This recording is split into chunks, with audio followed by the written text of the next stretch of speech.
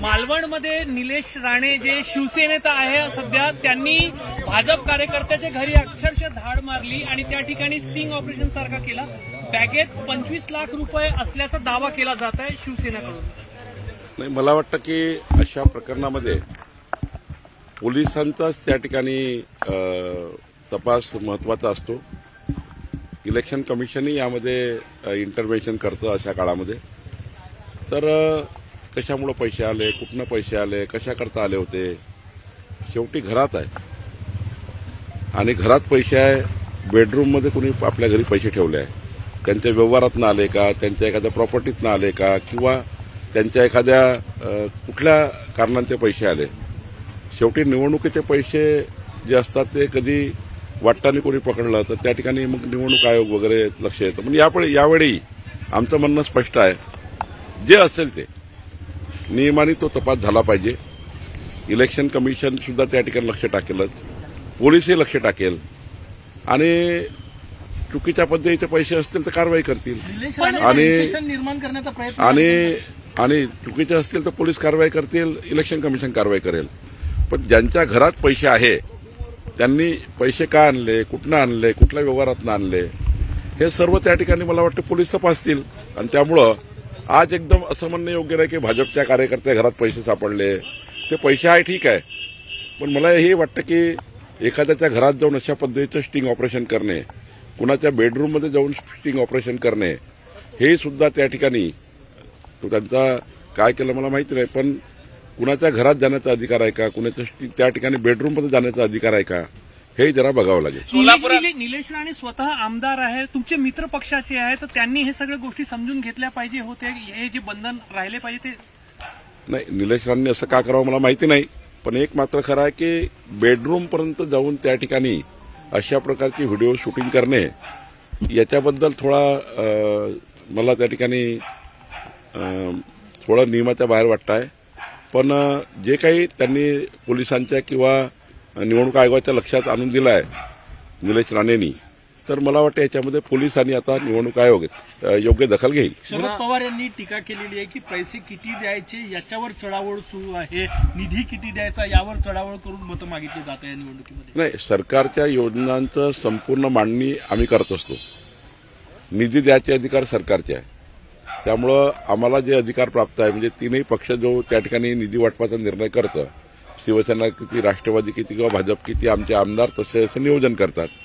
आता नियोजनामध्ये 237 आमदार आहे, त्यापैकी फंडचं नियोजन होतं, त्यामुळं सर्वांना अधिकार आहे आणि शेवटी अंतिम मुख्यमंत्री करतात, त्यांच्या खात्याचे अधिकार त्यांना आहेत। तर मला असं वाटतं की शरद पवार साहेबांनी सरकार चालवलं अनेक वर्ष, त्यांनी सरकारमध्ये बसून निधी वाटलेला आहे, त्यांनी अनेक निवडणुका निधीची घोषणा करून लढलेल्या आहे, त्यांनी अनेक निवडणुका निधीच्या घोषणा करून जिंकलेल्या आहे। त्यामुळे शरद पवार साहेबांनी आता इतक्या उशिरा आम्हाला हे सांगणे मला वाटतं योग्य नाही। झालेली आहे सोलापुरामध्ये, तर त्यांनी शशिकांत शिंदे असे म्हणाले की ही युती भविष्यातील नांदी असेल म्हणून। एखाद्या छोट्या युतीमध्ये एवढं हुरळून जाण्याची शशिकांत शिंदेना गरज नाही।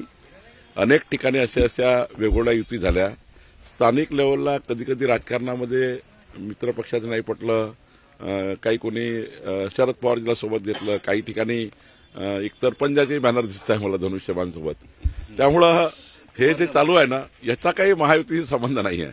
आम्ही सर्व नेते वरच्यावर बोलतो आहेत, कालच मी अजितदादाशी बोललो, एकनाथ शिंदे साहेबांशी बोललो, देवेंद्रजी बोलतात आहे। शेवटी लोकल कार्यकर्ते 8-10 वर्षांनी निवडणुकीला समोर चालले आहे आणि हे घोडा मैदान लागलं आहे, त्यामुळं एका पदावर एका वेळी एकच माणूस जाऊ शकतो, त्यामुळं प्रत्येकाला वाटतं मी लढलो पाहिजे। मोठा निर्णय घेतलेला आहे, कर्ज वसुलीसाठी 1 वर्षाची स्थगिती दिलेली आहे, मोठा दिलासा आहे महाराष्ट्रातल्या शेतकऱ्यांना। नाही, आधीपासूनच देवेंद्र फडणवीसजीचं सरकार, आमचं सरकार शेतकऱ्यांच्या बाजूने उभं आहे।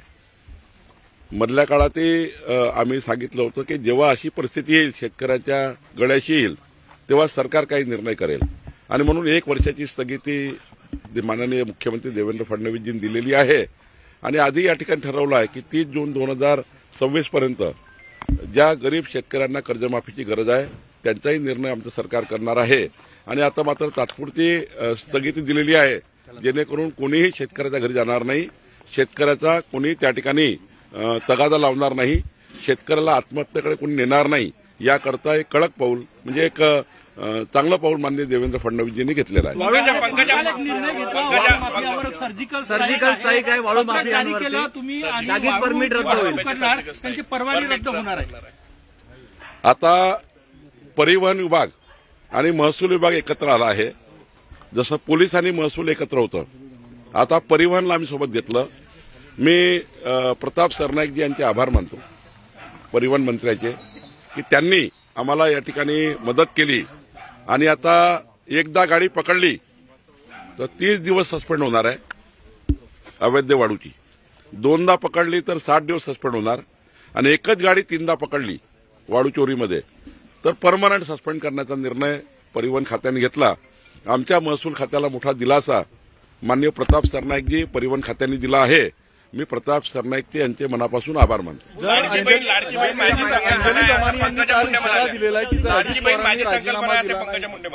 पंकजाताईंनी मांडलं होतं, सर्वांनीच मांडलं होतं, आम्ही सर्वांनी मांडलं की मध्य प्रदेशसारखी छत्तीसगडसारखी एक चांगली योजना आमच्या लाडक्या बहिणीकरता आली पाहिजे.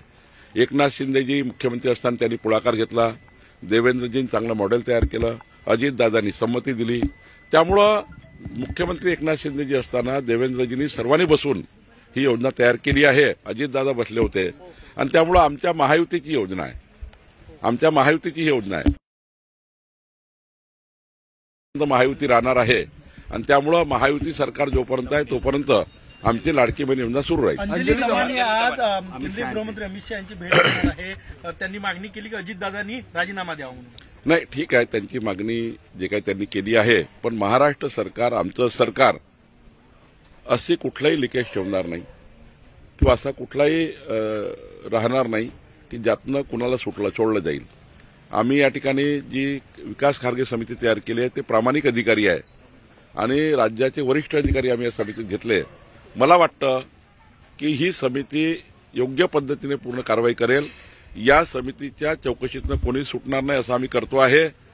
काही लोक हायकोर्टमध्ये गेले आहेत, तिथे आम्ही आता उत्कृष्ट वकील उभे केलेले आहेत, उच्चस्तरीय वकील उभे केलेले आहेत, सिनियर वकील उभे केलेले आहेत. काही लोक गुन्हा कॉश करण्याकरता गेले, तिथे आमचे हायकोर्टमध्ये सिनियर वकील आम्ही लावलेले आहे. कोणी सुटणार नाही याची काळजी सरकारने घेतली आहे. मला वाटतं की खारगे समिती साधारण एक त्यांचा जो अंदाज दिसतोय ते 10-15 दिवसामध्ये पूर्ण अहवाल देईल असं मला वाटतं. एसटी महामंडळाच्या लोगोमधून जय महाराष्ट्र हा शब्द निघालाय, अशा पद्धतीची मराठी एकीकरण समितीची तक्रार आहे परिवहन मंत्र्याकडे. त्यांनी का तक्रार केली, काय त्यांना दिसलं मला माहिती नाही, पण त्याचं उत्तर आता मी बघूनच द्यावं लागेल. त्याची माहिती फार मला आता नाही आहे, पण मी तपासतो. ठिकठिकाणी सर हिंसा होत आहे. बीडमध्येही राष्ट्रवादी शरद पवार गटाचे जे जिल्हाध्यक्ष राम खाडे त्यांच्यावर प्राणघातक हल्ला झाला आणि अंबरनाथ भाजप कार्यकर्त्यावर जीव घेऊन आला. ठिकठिकाणी अशा घटना थोड्या लोकल निवडणुकीमध्ये काही ठिकाणी असे इलेमेंट्स आहेत जे निवडणुकीला गालबोट लावत आहेत. या इलेमेंट कुठल्याही पक्षाचे असेल तर यांना ठोकून काढलं पाहिजे आणि या इलेमेंटच्या माध्यमातून आपले निवडणुकीची जी परंपरा आहे, महाराष्ट्रात कधी बिहार किंवा इतर राज्यासारखा म्हणजे बिहार 20 वर्षापूर्वी 30 वर्षापूर्वी जो बिहारमध्ये होतं आता बिहारमध्ये नाही आहे.